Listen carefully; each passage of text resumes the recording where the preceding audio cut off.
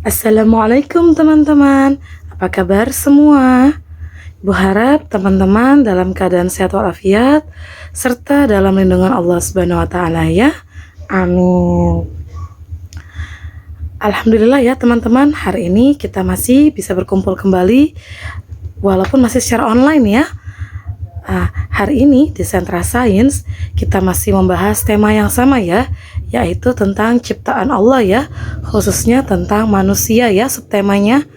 Nah, topik kali ini kita akan membahas tentang organ tubuh ya, khususnya organ tubuh bagian luar ya.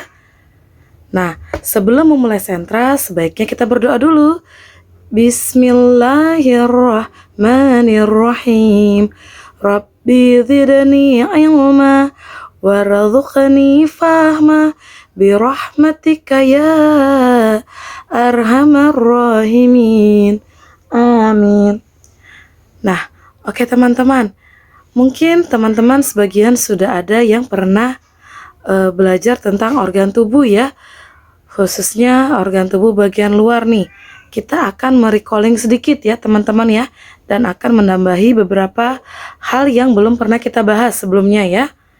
Nah, siapa nih di sini yang masih ingat apa itu organ tubuh?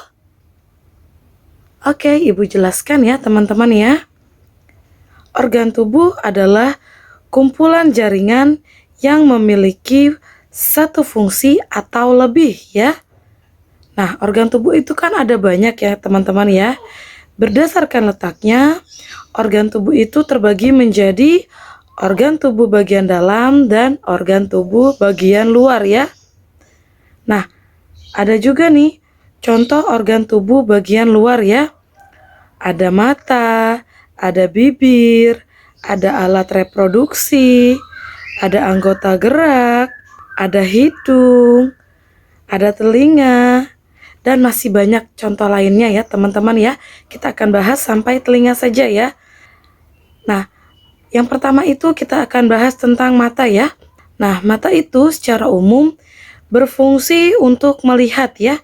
Namun mata juga memiliki fungsi lainnya ya, yaitu untuk bisa menerima respon berupa pantulan cahaya yang membuat manusia dapat membedakan bentuk, warna, dan lainnya ya. Nah, terdapat berbagai organ yang mendukung pandangan manusia ya, yang dapat membantu untuk melihat ya, seperti pupil, lensa, iris, dan lain sebagainya ya. Nah, ada juga nih beberapa penyakit mata ya. Ibu akan memberikan contoh pada umumnya ya. Ada mata kering, ada katarak, ada glukoma, ada rabun ya. Rabun ini maksudnya penglihatannya buram ya teman-teman ya. Nah, organ tubuh bagian luar berikutnya adalah bibir ya. Nah, bibir adalah bagian tubuh yang terlihat di bagian mulut ya. Bibir ini berfungsi sebagai pembukaan ya untuk asupan makanan ya, dan dalam artikulasi suara dan bicara ya. Nah, bibir itu merupakan organ indera sentuhan ya. Jadi kalau kita raba, kita bisa merasakan, oh ini teksturnya halus, kasar, ini panas atau dingin. Maksudnya seperti itu ya teman-teman ya. Ada pula nih penyakit bibir yang terjadi pada umumnya ya, seperti sariawan, bibir kering atau pecah-pecah, dan bibir bengkak ya, dan masih banyak contoh lainnya ya. Nah, organ berikutnya adalah alat reproduksi ya. Nah, alat reproduksi adalah organ dan jaringan yang berfungsi untuk reproduksi ya, atau memiliki keturunan ya. Jadi alat organ tubuh manusia yang bisa membantu kita untuk memiliki nanti kalau Umi dan Abi memiliki anak ya, itu adalah disebut alat reproduksi ya. Nah, ada juga nih penyakit yang biasa pada umumnya terjadi pada alat reproduksi manusia ya, baik pria maupun wanita ya. Misalnya kanker, gangguan prostat, herpes, dan masih banyak contoh lainnya ya. Nah, organ tubuh bagian luar berikutnya adalah anggota gerak ya, atau ekstremitas ya. Nah, anggota gerak ini atau ekstremitas merupakan anggota tubuh yang digunakan untuk mencengkram, memegang, berjalan, dan lain-lain ya. Nah, alat gerak manusia itu dibagi berdasarkan letaknya, yaitu ada anggota gerak atas dan ada anggota gerak bawah ya. Nah, untuk anggota gerak atas itu terdiri dari lengan dan tangan ya. Keduanya terdiri dari alat gerak pasif dan otot yang sebagai alat gerak aktifnya ya. Fungsi dari anggota gerak atas adalah untuk memegang benda, menulis, menggambar, menunjukkan arah, bermain alat musik, berolahraga, memasak, dan lain sebagainya ya. Ini biasanya ini seperti yang dilakukan oleh tangan kita ya. Nah, untuk anggota gerak bawah atau lower limbs itu terdiri dari kaki ya. Nah, kaki ini tersusun dari tulang dan otot ya. Fungsi dari anggota gerak bawah yaitu membantu kita untuk berdiri, berjalan, berlari, memanjat, menendang, dan lain-lain ya. Nah, ada juga nih beberapa contoh penyakit pada anggota gerak ya. Ini penyakit-penyakit yang terjadi pada umumnya ya, yaitu ada Parkinson, ada tremor esensial, ada osteoporosis. Ini biasanya osteoporosis menyerang tulang ya teman-teman ya. Ada patah tulang, ada stroke ya, ada lumpuh ya. Stroke ini juga ada yang full, ada yang sebagian ya. Nah, organ tubuh bagian luar berikutnya adalah hidung ya. Hidung adalah organ penciuman ya, yang terletak di tengah-tengah wajah ya. Manusia itu bernafas menggunakan hidung ya teman-teman. Hidung berfungsi sebagai indera yang bisa membersihkan udara luar yang akan masuk ke dalam tubuh ya. Dan hidung itu dapat menangkap aroma seperti aroma wangi atau bau tertentu ya teman-teman ya, bau-bau tidak sedap ya.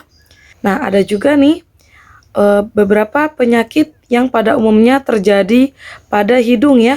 Ada mimisan, ada gangguan penciuman atau hiposmia, ada polip hidung, ada infeksi sinusitis, ada pilek, ada rinitis, ada flu atau influenza, ada ISPA ya. ISPA ini merupakan singkatan dari infeksi saluran pernafasan atas ya.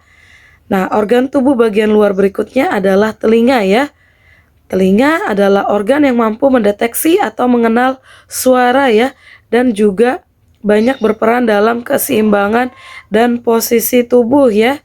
Telinga ini berfungsi untuk mendengar suara dan menjaga keseimbangan ya, sehingga tidak mudah terjatuh saat melakukan berbagai gerakan ya. Telinga itu terdiri dari 3 bagian, yaitu telinga luar, telinga tengah, dan telinga dalam ya. Adapun penyakit yang terjadi ya, penyakit pada umumnya yang terjadi pada telinga ya, yaitu gendang telinga pecah, telinga berdenging, kolesteatoma atau keluarnya cairan yang berbau tidak enak ya. Terus ada juga otitis ya, seperti ada media, interna, dan eksterna ya. Nah, jadi kita bisa lihat ya teman-teman ya, kita bisa pahami bahwa organ tubuh bagian luar ini banyak sekali fungsinya ya. Nah, itu sebabnya kita harus bisa menjaga dan merawat bagian tubuh yang sudah Allah berikan kepada kita ya, karena ini tidak bisa digantikan ya, baik dari fungsinya ataupun bentuknya ya. Tidak ada buatan manusia yang dapat menandingi ciptaan Allah Subhanahu wa taala ya. Nah, dari sini Ibu harap teman-teman sudah memahami materi yang Ibu berikan ya. Jika ada yang kurang jelas, teman-teman bisa menanyakan kepada Ibu ya via WhatsApp dengan meminta tolong kepada pendampingnya di rumah atau orang tuanya ya. Nah, seperti biasa pesan Ibu sebelum Ibu akhiri, teman-teman jaga kebersihan, jaga kesehatan ya. Sering-sering mencuci tangan, makan makanan yang bergizi. Pastikan teman-teman kalau keluar rumah itu karena terpaksa menggunakan masker, menggunakan face shield, dan membawa hand sanitizer ya. Oke, kita akhiri dengan kafaratul majelis. Subhanakallahumma wa bihamdik, Asyhadu alla ilaha illa anta, astaghfiruka wa atubu ilaihi, walhamdulillahi rabbil alamin. Amin. Oke teman-teman, sampai ketemu lagi di Sentra Sains berikutnya. Assalamualaikum warahmatullahi wabarakatuh.